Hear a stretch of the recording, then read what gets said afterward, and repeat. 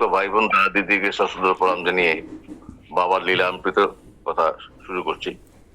কল্যাণকানী এই ব্রহ্মজ্ঞ মহাপুরুষের করুণা নির্জর মন্দাকিনী ধারায় ভক্তবৃত্তের পরিধি দিনে দিনে বাড়তে থাকে। ভক্তের ক্রন্দন, আকুলতা এবং দুঃখে তিনি নিজেকে স্থির রাখতে পারেন না। বড় ধানে সবাইকে আশ্বস্ত করে একান্ত আপন করে নেন। বিদেশে থাকাকালীন 1959 খ্রিস্টাব্দের ডিসেম্বর মাসে বাবা তার গুরুদেবের চিঠিতে জানতে পারেন যে তিনি খুব অসুস্থ। তাকে দেখার জন্য তিনি খুব উৎসুক। গুরুদেবের এরূপ চিঠি পেয়ে বাবা তাকে দেখার জন্য ব্যাকুল হয়ে উঠলেন এবং কাল বিলম্ব না করে বিদেশের পাত্তারি গুটিয়ে চলে এলেন নবদ্বীপে। স্বামী ওঙ্কারানন্দ বুঝতে পেরেছিলেন এ ধরায় তার কাজ শেষ হয়েছে, তাই নিজ হাতে করা স্নেহাস্পদ শিষ্য শিবানন্দ বাবাকে সেবাব্রতের ভার দিয়ে উপরওয়ালার ডাকে সাড়া দিয়ে অল্প কয়েকদিনের মধ্যেই তিনি এই ধরাধাম ত্যাগ করেন। একমাত্র অভিভাবক শ্রদ্ধাস্পদ গুরুদেব, তিনি স্নেহ ভালোবাসা দিয়ে পিতা মাতার অভাব পূরণ করছিলেন, তিনিও চলে গেলেন। বাবা একবার অনাথ হয়ে গেলেন। বিয়োগ ব্যথায়, শোকে, দুঃখে তিনি পাগলের মতো হয়ে গেলেন। ছোটবেলায় একবার মূলোৎপাদিত হয়ে ভাসতে ভাসতে আশ্রয় মিলেছিল স্বামী ওঙ্কারানন্দ রূপ বটবৃক্ষের নিচে। সেই বটবৃক্ষ আজ নিজেই কালের নিয়মে উৎপাদিত হলেন নিরাশ্রয়। কিসের নিরাশ্রয়? এই বিশ্ব ব্রহ্মাণ্ডই যার ঘর, সে কি কোনোদিন নিরাশ্রয় হতে পারে? 1960 খ্রিস্টাব্দে বিষণ্ণ চিত্তে গুরুদেব কলকাতা হয়ে চলে গেলেন ভারতের উত্তর পূর্বাঞ্চলে অখণ্ড আসামের কাছাড়ে। সেখানে ভক্তের বাড়িতে থেকে জীব সেবায় নিজেকে ব্যাপৃত রাখলেন। সারা পৃথিবীতে বিভিন্ন ধরনের জটিল চিকিৎসা করার পর গরিব গ্রামবাসীদের শুরু করলেন চিকিৎসা। দুস্থ পীড়িত মুমূর্ষু রোগীদের সকাল থেকে চিকিৎসা শুরু করতেন। এ সমস্ত রোগীরা তো নিজেদেরকে মৃত্যুর কাছে সঁপে দিয়েছিল, কারণ ডাক্তার দেখানো, ওষুধ ও পথ্য কেনার মতো সঙ্গতি তাদের ছিল না। ফলে ক্রমান্বয়ে রোগীর সংখ্যা ধীরে ধীরে বৃদ্ধি পেতে থাকলো। এদের চিকিৎসা করতে করতে বেলা গড়িয়ে যেত, বিকেল 3টার আগে তার দুপুরে খাওয়া হতো না। গরিবের অনুভবের সঙ্গে ঈশ্বরী যেন ডাক্তারের রূপ ধরে তাদের চিকিৎসা এবং সেবা করে যাচ্ছেন এবং সুস্থ করে তুলছেন। এ সময় 15-16 বছরের এক কিশোর বালক দিলীপ ধর, 2008 সালের কথা বলছি আমি, তখন তিনি প্রবীণ ভক্ত, বাবার সান্নিধ্যে আসে। প্রথম দর্শনেই কিশোরের হৃদয়ে যেন বিদ্যুৎ আলোকে চমকে উঠল। আত্মায় আত্মায় ঘটে গেল অপূর্ব মিলন, যা আজও অটুট। পুরানো কথা স্মৃতিচারণ করতে গিয়ে শ্রীধর বলেন, জ্ঞান কর্ম ভক্তি সমন্বয়ে বাবা হলেন এক চলন্ত গীতা। গরিবদের যদি বাবা গরিবদের চিকিৎসা করতেন, যাদের ওষুধ কেনার সামর্থ্য ছিল তারা প্রেসক্রিপশন লিখে দিতেন, কোনো টাকা পয়সা নিতেন না। কয়েকশো বিভিন্ন রোগীকে তাদের বাড়ি বাড়ি গিয়ে ইনজেকশন দিতেন। তার মধ্যে ধনী গরিব সকলেই ছিল। বাবার উপর এত চাপ যে সময় মতো ইনজেকশন দেওয়ার জন্য শ্রীধর মহাশয়কে নিয়োজিত করেন। শ্রীধর মহা আনন্দে নির্বিকার চিত্তে রোগীদের কিছুদিন ইনজেকশন দেন। বাবা ধনী রোগীদের শ্রীধরকে কিছু পয়সা দেওয়ার জন্য বললেও কেউ তাকে পয়সা দিত না। শ্রীধর ওই পয়সার প্রতি তখন লালায়িত ছিলেন না। যে মহারত্নের সঙ্গে তিনি থাকতে পেরেছেন তাতেই তিনি তৃপ্ত। আমাদের এই দেশ জননী রত্ন গর্ভা। আজ পর্যন্ত যত মহাপুরুষ আবির্ভূত হয়েছেন প্রত্যেকেরই জন্মলগ্ন সময় অত্যন্ত শুভ বিদ্যমান ছিল। শুভ লগ্ন ছাড়া এই পৃথিবীতে আবির্ভূত হয় না। তাদের অপরূপ সাজে সজ্জিত হয়ে বরণ করে নেয়। তার অসাধারণ ক্ষমতা সম্পন্ন কিন্তু মানব শিশু হয়ে যখন মায়ের কোলে আলোক করেন, তখন তাদের ওই শক্তি থাকে অন্তরালে। পরবর্তীতে তাই আমাদের নিকট মহাপুরুষ হিসাবে প্রণম্য হন। বাবা গুয়াহাটির নিকট কামাখ্যা পাহাড়ে মা কামাখ্যা মন্দিরের পাশে কামেশ্বর মন্দিরে বেশিরভাগ সময় কাটাতেন। মাঝে মাঝে উকিল পরমানন্দ চৌধুরীর বাড়িতে অতিবাহিত করতেন। কামেশ্বর মন্দিরের নিকট এক নিভৃত গুহার অভ্যন্তরে, যেখানে সূর্যের আলো পৌঁছায় না, সেই ঘুটঘুটে অন্ধকারে বিরাট এক শিলাখণ্ডের উপর বসে কঠোর সাধনায় মগ্ন থাকেন। খাওয়া শোয়া ছিল কৃচ্ছ সাধনের চরম পর্যায়ে। অভ্যাস মতো আহার জুটত না, তাতে কোনো ভ্রুক্ষেপ নেই। সর্বদা আর জুটত না ঠিকই, কিন্তু যখন যা জুটত তা দিয়ে বাবা ক্ষুণ্ণবৃত্তি করতেন। গোবিন্দের যখন কৃপা হতো তখনই কোনো ভক্ত মারফত বাবার কাছে আহার পৌঁছে যেত। পাথরের কন্দরে প্রস্তর খণ্ডের উপর কাঠ খড়ি বিছিয়ে সেই শয্যায় হতো তার বিছানা। নৈমিত্তিক আহার এবং খড়ির বিছানা তাকে তার অভিষ্ট লক্ষ্যে ব্যাঘাত ঘটাতে পারেনি। অম্বুবাচীর সময় তিনি কামাখ্যা মন্দিরে যজ্ঞ করতেন, ভক্তদের দেয়া ভোজ্য বস্তু দিয়ে ভক্ত সেবা দিতেন। গেরুয়া বসনধারী বিশাল দেহী জ্যোতির্ময় ও সর্বত্যাগী সন্ন্যাসীকে দেখে ভক্তবৃন্দ সাক্ষাৎ ঈশ্বরের প্রতিরূপ বলে শ্রদ্ধা জ্ঞাপন করেন। একাদিক্রমে প্রায় 8 বছর ওই নিভৃত গুহায় শিবানন্দ বাবা কঠোর সাধনা করে সিদ্ধি লাভ করেন। 1960 থেকে 1927 খ্রিস্টাব্দ পর্যন্ত উত্তর পূর্বাঞ্চলের আসামকে তার সেবাব্রতের কর্মভূমি হিসেবে মনোনীত করে দীর্ঘকাল প্রধানত গৌহাটি, ডিব্রুগড়, কাছাড়, করিমগঞ্জ, শিলচর, শিলং, আগরতলা প্রভৃতি স্থানে গরিব রোগীদের চিকিৎসা করতেন। দীক্ষা নিতে ইচ্ছুক ভক্তদের মন্ত্র দীক্ষা দিয়ে এবং জিজ্ঞাসু ভক্তদের সমস্যার সমাধান করে তাদের আধ্যাত্মিক চেতনার উন্মেষ ঘটাতে সাহায্য করতেন। 1971 সাল নাগাদ শিবানন্দ বাবা এক মারাঠি ভক্তের আমন্ত্রণে বোম্বাই গমন করেন। ওই মারাঠি ভক্ত একজন বিখ্যাত কবিরাজ ছিলেন। তার বাড়িতে সকাল থেকে বাবা রোগের চিকিৎসা করছিলেন। চিকিৎসা করতে করতে বিকেল হয়ে যায়। বাবা অস্বস্তি এবং জ্বালা বোধ করছিলেন। তখন তার খেয়াল হলো সকালের পর তো আর তার প্রস্রাব হয়নি। ভক্ত কবিরাজ ব্যাপারটা শুনে বাবাকে 1 পুরিয়া আয়ুর্বেদ ওষুধ স্বর্ণপরপটি দিলেন। আশ্চর্যের ব্যাপার, অল্প কিছুক্ষণের মধ্যেই বাবার অসুবিধা দূর হয়ে যায় এবং তিনি পুরোপুরি সুস্থ বোধ করেন। কবিরাজি চিকিৎসায় মুগ্ধ হয়ে বাবা আয়ুর্বেদ শাস্ত্রের প্রতি আকৃষ্ট হন।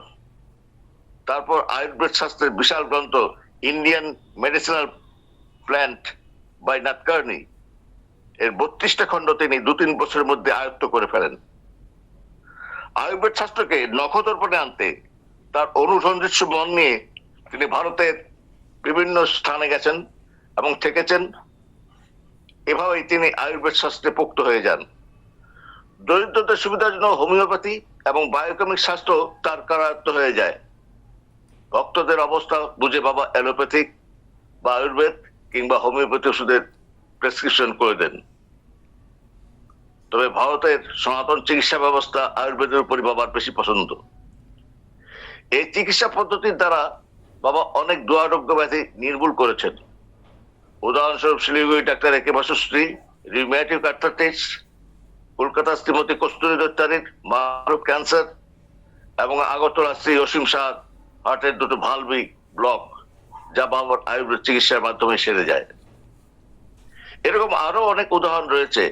বাবা কিন্তু বলেন চিকিৎসা বা ওষুধই বড় কথা নয়, মূল কথা হলো নিয়মিত ভক্তি ভরে গুরু প্রদত্ত নাম জপ এবং গোবিন্দের নিকট আত্মসমর্পণ। তাহলে অবশ্যই সফল কাম হওয়া যাবে। তাই বাবা তার এডুকেশনাল লাইফ এবং মেডিসিনাল লাইফ ভুলে গিয়ে তার স্পিরিচুয়াল লাইফ অনুসরণ করতে ভক্তদের নির্দেশ দেন। শিবানন্দ বাবা সিদ্ধিলাভের পর অলৌকিক শক্তির অধিকারী হন। ছোটবেলা থেকেই তিনি সাত্বিক আহারে অভ্যস্ত। 100 বছর পার করেও তিনি নরম অন্ন সবজি সেদ্ধ পরিত্যক্ত সবজির খোসা বাটা বিভিন্ন শাকপাতা দিয়েই তার সেবা সারেন। আর এর সময় শরীর স্বাস্থ্যকে ঠিক রাখতে নিয়মিত ওষুধ সেবন করেন। তিনি বলেন শরীরকে সুস্থ সবল এবং নিরোগ রাখতে আমাদের অবশ্যই রোগ প্রতিরোধ ক্ষমতা সম্পন্ন ওষুধ নিয়মিত খাওয়া উচিত। বাবা কিন্তু ভক্ত বা শিষ্যদের খাওয়ার ব্যাপারে কোনো বিধিনিষেধ আরোপ করেননি। যার যা ইচ্ছে খেতে পারে, তবে নিরামিষ বা সাত্বিক আহারে রোগ প্রতিরোধ ক্ষমতা আছে। আমিষ ভুজিতে অসুখের সময় ওষুধ সেবন করলে দেখা যায় ওষুধে কোনো কাজ হচ্ছে না, কিংবা দীর্ঘদিন বাদে ওষুধ সাড়া দিচ্ছে। বাবা নিজের তেল মশলা পর্যন্ত খাবার গ্রহণ করেন এবং মিষ্টি একদম পছন্দ করেন না। দুধ কিংবা দুধের তৈরি কোনো জিনিস সেবা করেন না। বাবার কাছে এর কারণ জানতে চাইলে বাবা বলেন, যে দেশের রোগী, বৃদ্ধ এবং শিশু দুধ খেতে পারে না, সে দেশের সন্ন্যাসী হয়ে আমি কি তা খেতে পারি? তা হয় না। তাছাড়া এখন দুধ কোথায়? দুধ নয়, বাজারে যা পাওয়া যায় তা ধবলিত তরল পদার্থ ছাড়া আর কিছু নয়। এক কথায় তা জল মিশ্রিত দুধ নয়, দুধ মিশ্রিত জল। সে জল তো নর্দমারও হতে পারে। তাই খাদ্যের ব্যাপারে কি খাওয়া উচিত আর কি খাওয়া উচিত নয়, কি খেলে শরীর স্বাস্থ্য ভালো থাকবে, তা বাবার বক্তব্যেই আমাদের বোধগম্য হওয়া উচিত।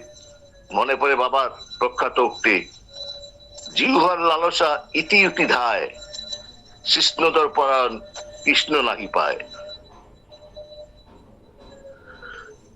সর্বত্যাগী পরিব্রাজক সন্ন্যাসী শিবানন্দ বাবা 4 দেয়ালে বদ্ধ করতে ভাবেন কারাগার।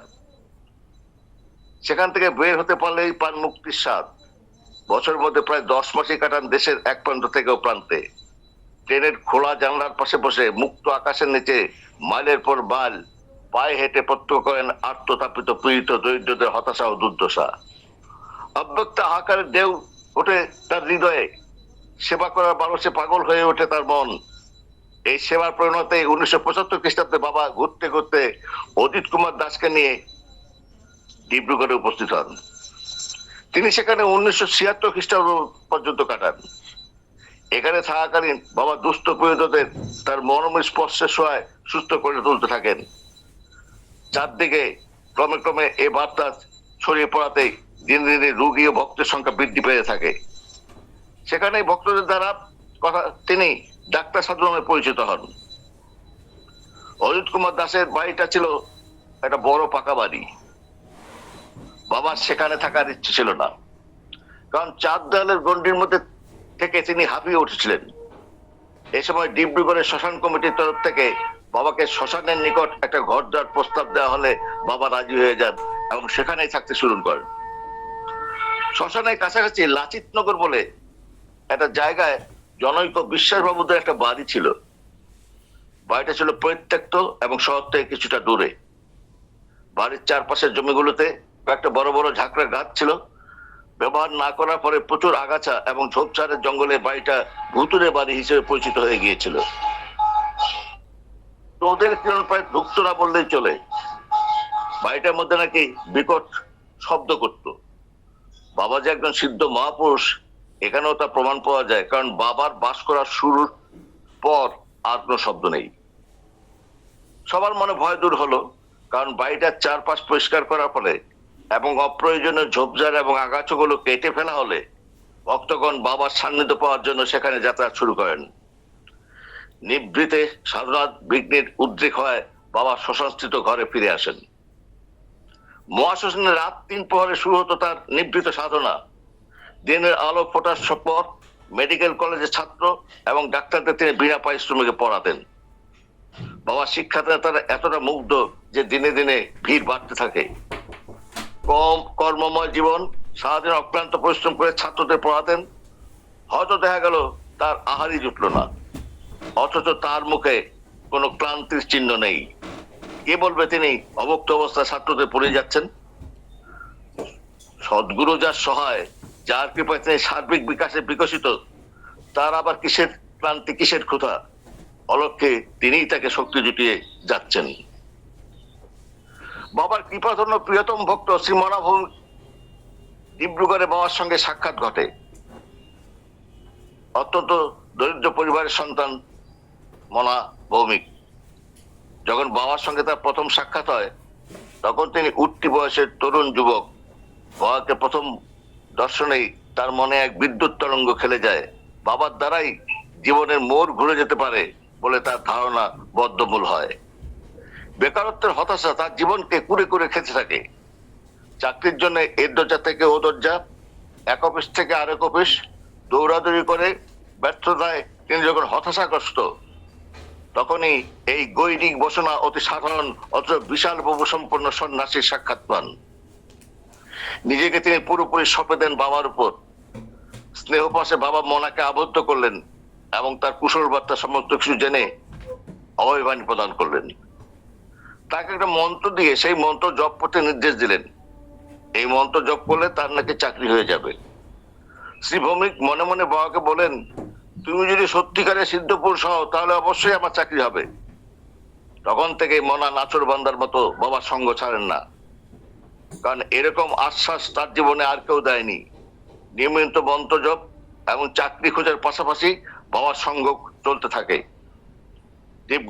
ডিব্রুগড় মহাশ্মশানে তিনি সকালে বাবার সঙ্গে দেখা করতে যান এবং সন্ধ্যার পূর্বে ফিরে আসেন। নিজের ভুল কর্মের জন্য বাবার কাছ থেকে জুটে প্রচন্ড তিরস্কার, চোখে তার জল এসে যায়, কিন্তু নির্বাক থেকে তিনি সেটাকে আশীর্বাদ হিসেবেই গণ্য করেন। কারণ বাবার মনোমোহিনী হাসি পরক্ষণে তাকে আশার আলোর ইঙ্গিত দেয়। এভাবে কিছুদিন চলার পর হঠাৎ এক স্টেশনারি দোকানে তার 100 টাকা মাইনের চাকরি হয়। দোকান কর্মচারী হিসেবে সততা, ন্যায়নিষ্ঠা এবং শৃঙ্খলা পরায়ণতার মাধ্যমে তিনি কাজ চালিয়ে যেতে থাকেন। তার এই গুণের জন্য পরবর্তীতে এক ওষুধের দোকানে 150 টাকার মাইনের চাকরি জুটে। পুঁথিগত বিদ্যা তার হায়ার সেকেন্ডারি পাস, আশা তার গগনচুম্বী, কিন্তু তার যা ইচ্ছা সে তো সফল হচ্ছে না। তাহলে কি বাবা তাকে পরীক্ষা করছেন? তার কি ধৈর্যের পরীক্ষা নিচ্ছেন? তার আশা একটা সরকারি স্থায়ী চাকরি। এই বিশ্বাস আঁকড়ে ধরে তিনি নিয়মিত ভাবে বাবার দেয়া মন্ত্র নিষ্ঠাভরে জপ করে যান। ভবি ভুলবার নয়, শত কাজের মধ্যে থাকলেও তিনি কিন্তু বাবার সঙ্গ ছাড়েননি। দোকানে কাজের পর অবসর সময়টা তিনি বাবার সঙ্গেই কাটাতেন। বিভিন্ন সরকারি দপ্তরে চাকরির দরখাস্ত করে যেতে থাকেন। নিষ্ঠাভরে নিয়মিত জপ, সততা এবং ধৈর্যের ফলে শ্রী ভৌমিকের জীবনে রঙিন আলোর আভা দেখা দেয়। সম্ভবত 1976 খ্রিস্টাব্দের জুলাই মাস, মনোভৌমিক বাবার সঙ্গে এক ভক্ত বাড়িতে শুয়ে আছেন। হঠাৎ প্রায় শেষ রাতের দিকে বাবা মনোভৌমিককে তার চাকরি চিঠি আসছে বলে সুখবরটা প্রদান করেন।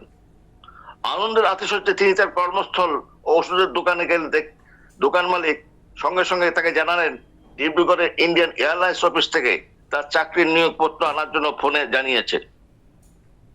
সঙ্গে সঙ্গে শ্রী ভৌমিক ইন্ডিয়ান এয়ারলাইন্স অফিসে গিয়ে দেখেন তার নিয়োগপত্র তৈরি, কিন্তু ডাকে দেওয়া হয়নি। সেদিনই ডাকে অর্থাৎ পোস্ট অফিসে দেওয়া হবে।